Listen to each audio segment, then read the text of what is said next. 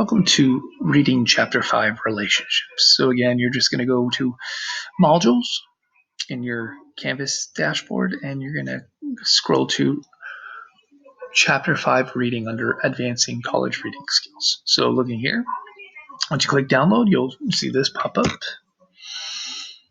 And we'll go here. So Chapter 5 deals with relationships part 1. So the two major types of relationships, and what that means is how we connect ideas within a text or sentence. So the two common methods are going to be referred to are transitions and patterns of organization.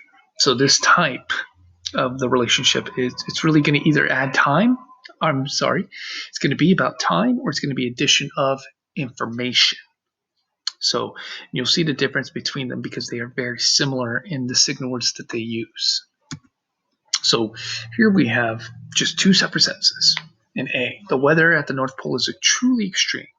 The average winter temperature is more than 20 degrees below zero. So we have two separate sentences, but if we're going to combine these two together and add information, the weather at the North Pole is truly extreme. And then they give us a little bit more information about this extreme weather. First of all, so that's your signal word, the average winter temperature is more than 20 degrees below zero. So again, this is how we show transitions, showing an addition of information.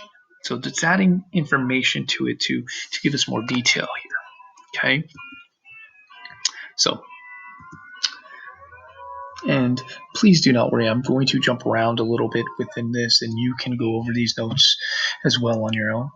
So here we have, again, a reminder of two major types of transitions. It's either going to be addition, which is adding information, or time. It's going to show the order in which things happen. So we look here, this is showing addition of information. So we have here, a virus cannot move or grow. It can reproduce only inside a cell of another organism. So there's two separate things. But when we add a signal word there, a transition, a virus cannot move or grow. Furthermore, so it's giving us more information. Adding that information, it can reproduce only inside a cell of another organism. So again, that's what that is. It's adding the information to it. So on here we have, again, in this illustration, I can't marry you, Henry. First of all, you're too tall for me. In addition, I don't like pink. So this person is listing information and adding information as to why they can't marry. So first of all, and in addition. So these addition words, you're going to find them very similar to time. And there is a difference though. So you're adding information for addition. But when it comes to time, it's what's happening in order.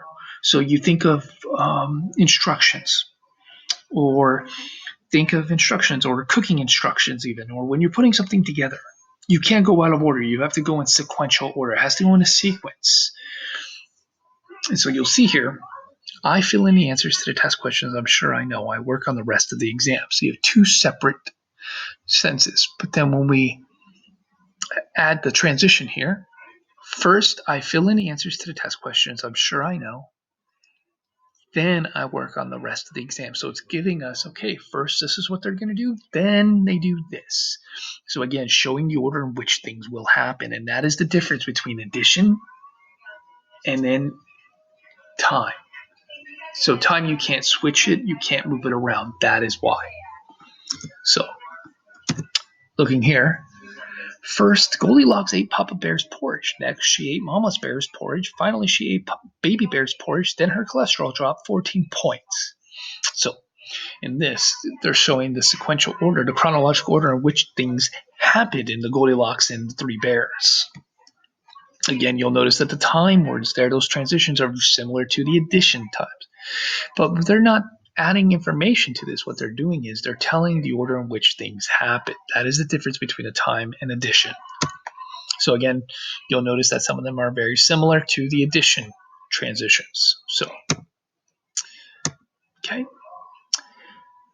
So again, the patterns of organization show the relationships between supporting details and paragraphs, essays, chapters. When you're writing, you want to be able to, again, use transitions to organize your thoughts or ideas. Okay, and you have a list of items here.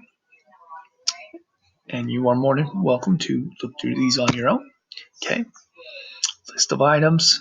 Again, we have all those. Okay, and again, let's for one last thing, we're going to see if we can put these in order. What would go first, second, third, and last? So we have here. Another is a mythical Atlas who was pictured holding up the heavens in early collections of maps, and ever since Atlas has meant any book of maps. B says the names of many people, real and fictional, have become permanent parts of the English language. C, a third name turned word, is that of John Montague, the Earl of Sandwich, who got the idea of putting a piece of meat between two slices of bread. The result was the sandwich that bears his name.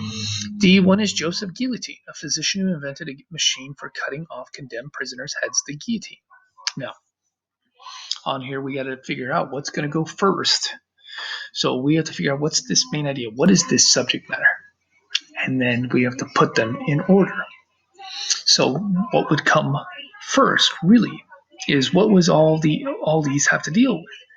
Well, we have here the transition one. Okay, we have one there on D. Well, again, that's not just what we didn't just talk about Joseph Guillotine. So one probably most likely is a supporting detail. So after one comes another, which is A. So it's going to go D, A, and then we have C, a third. So that means B is going to go at the very tippy top. And there you go. This is the list of items, how they should be patterned. So we start with our subject matter, our main idea, and then we give details. And again, this is how, when you're organizing or annotating, you want to make sure that you organize your thoughts and your writings in a way that we, as the reader, will know, okay, this is your main idea, whether it's in your paragraph or it's your essay, and then you have your supporting details that follow. This is how we will organize that. So again, it's just going to come with practice. So there, you can again look at these notes on your own. This was just a quick tutorial on patterns of organization and relationships. And stay tuned for the next Relationships 2 video tutorial coming up next. Thank you.